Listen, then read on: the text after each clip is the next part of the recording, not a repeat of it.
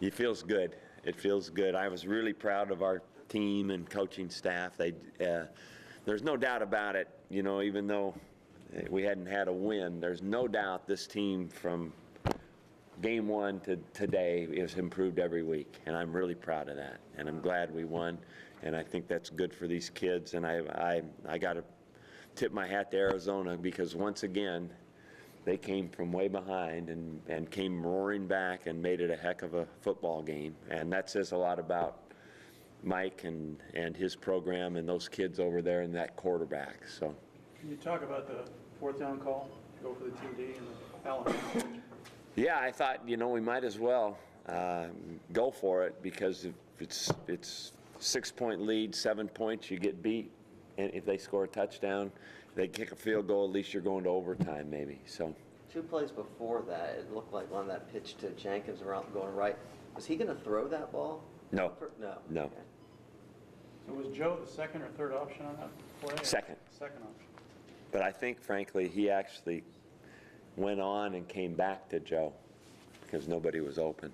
Mike, from the standpoint of your team sort of growing up a little bit in this game, the defense needed what it needed to do. It did what it needed to do late in the game with the 2 fourth down stops. The offense really did what it needed to do with that drive and then punching it in to give you the 10. Yeah, you know, I think that was all the parts had to come into play, you know, and we made it a little harder on ourselves than probably needed to be. But again, I give them credit.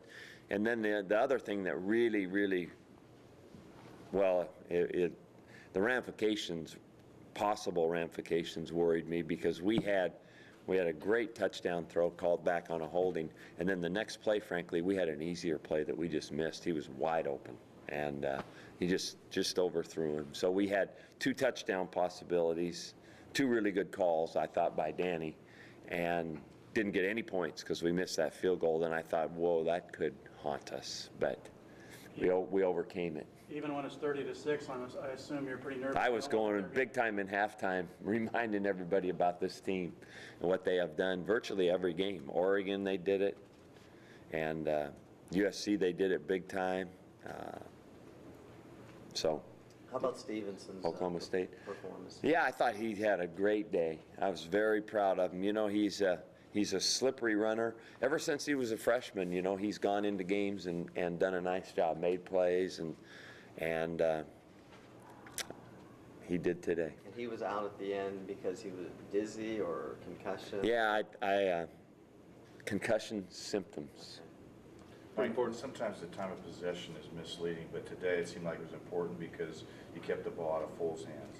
Well, I thought really, and that was a big deal in the first half, I don't think they had many plays. I think they averaged 90 plays a game or something, and they only had 28 at halftime, I think. So I thought that if that's true, if I remember reading that right at halftime, that was really important in this game. I did not like it when he had the ball.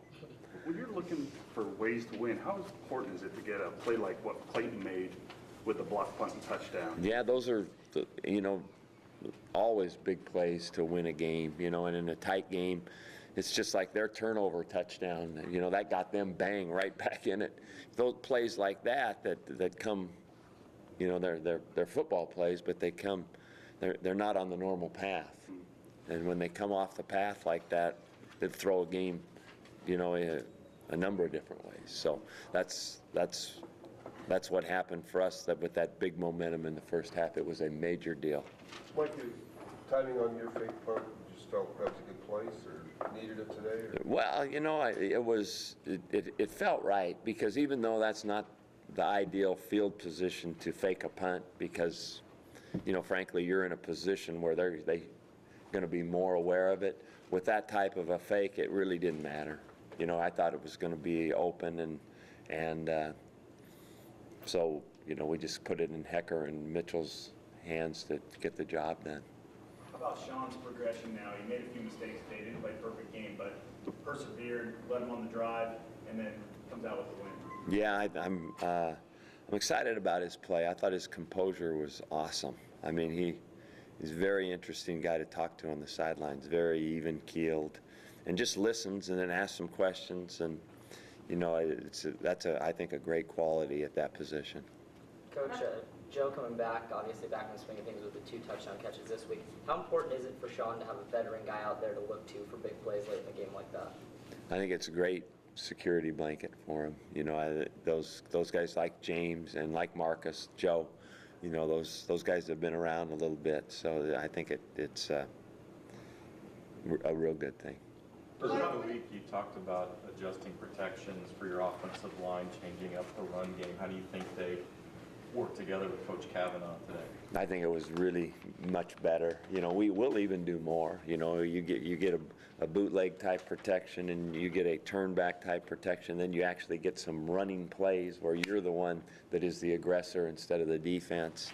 And it makes it a lot easier than when you do drop back pass. And I think today was a real good example of that. I don't think we got sacked, did we?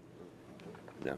Special teams was such a disaster in the last game, but might have been the difference. Might have been the difference today, and that's the way they work, right? I mean, you know, and that's the burden you bear as a special teams player and coach, and the whole thing is those, you know, one play can tip a game, and you know, I thought that the block kick and you know, and then the fake, they may have been key elements in those plays. The fumble at the end of the first half. Yeah, was just a bonus. yeah. You know, Trevor Romaine is very good at dribbling the ball. And not that was a result of a great dribble kick, but he is good at it. He's got a great feel, and all we were doing was we just didn't want them to have a return. So I was really proud that our guys hustled, made a play, and we were able to get 3 points out of it. Mike, did you talk to James? Did he say anything about his little dust up with Adam Hall? Because after he caught the touchdown that got called back, he shot Hall. He stared him down and shot him to look there. You know anything about what's going on there? Well, I know the history. Sure. I don't know anything about what they said or what went on, though. He didn't say anything today, though. No, About it. no. Hey, Mike, did you say anything to the guys after the game? What did you say? Oh, I told them I was real proud of them and the coaches, you know, and of course we're all gathered together down there because it truly was a result of continuing to work, and that's, you know, that's what we're supposed to do, right? You know, that's what we're all supposed to do every week. But when you're losing, you know, that's easier said than done, and then, you know, they get a lot of distractions. So, you know, I think that it's good lessons for them. The adversity they might face out on campus or reading on the internet or, you know, whatever. That's life, you know, when the perception is you're not doing well. So I was proud that they handled this well, and they kept working and practicing hard enough to win a game, you know, so they didn't let all that other stuff get in the way of this game. Now we'll see what happens in the future, but I'm proud of them. The collective calmness when they came back as opposed to the, oh no, here we go again. Yeah, absolutely. Not a surprise to you? Oh no, that was a key element right there. That was, I said, okay, let's see who we are right now, you know, because it was like, this is a major factor, major.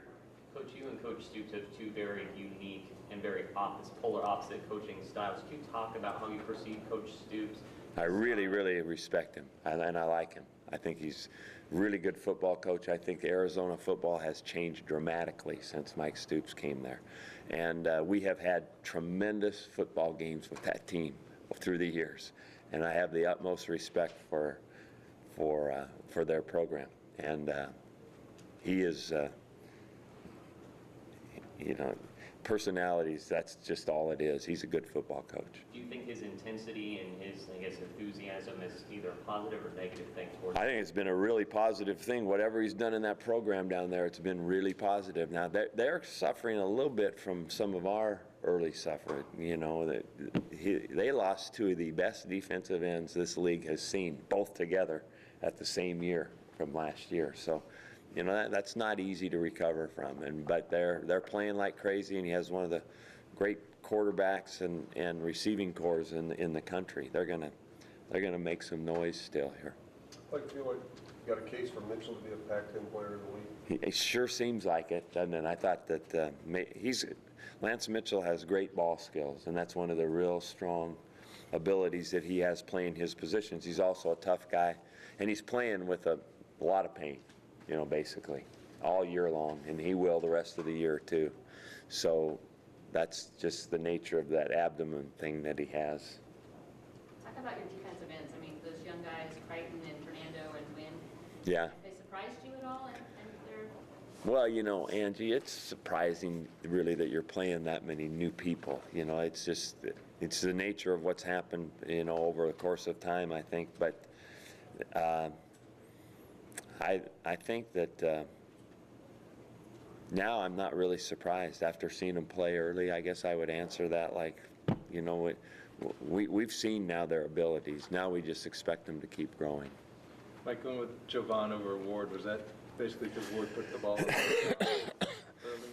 Well, we planned on rotating them quite a bit, but you know, it was also a case maybe of a little bit more experience in Javon handling that situation after, you know, it might have been a good thing to take Teron out at that time, because we almost had 2 quick turnovers offensively, the interception and then the fumble, and luckily we fell on the fumble.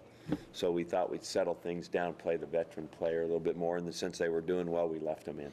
Javon seems pretty instinctive about waiting for the blocking to develop and hitting the hole at the right time. I think that's maybe his #1 ability as a runner. He has got great patience and he's got quick feet to get through the hole, and I thought really came to play today. Coach, the second quarter hasn't been kind to you lately. Today you owned it. Can Yeah. you comment on that and what it was like to be playing with a big lead? Well, it felt great. You know, even though, you know, like I mentioned earlier at halftime, we were really trying to preach that we got to keep playing in this game. But it was great. Guys were making a ton of plays, and it was nice to see. And that's what we'll have to continue to do. Coach, how about Wheaton's third down catch, one-handed? Big time. Big time. Yeah, all those things like that. That kept that drive going, gave us a chance to make that score. Marcus Wheaton is really developing into one of those guys that is among the best. You know, really, that's where he's going.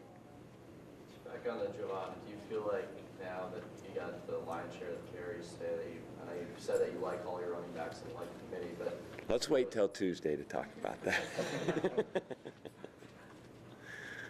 Any chance we see the orange jerseys next weekend? I don't know. I'm kind of out of that one. I let the players and the equipment guys do that, so they'll choose. They look good today. More than that, they look good. The play inside the jerseys was good today. Thank you all for being here.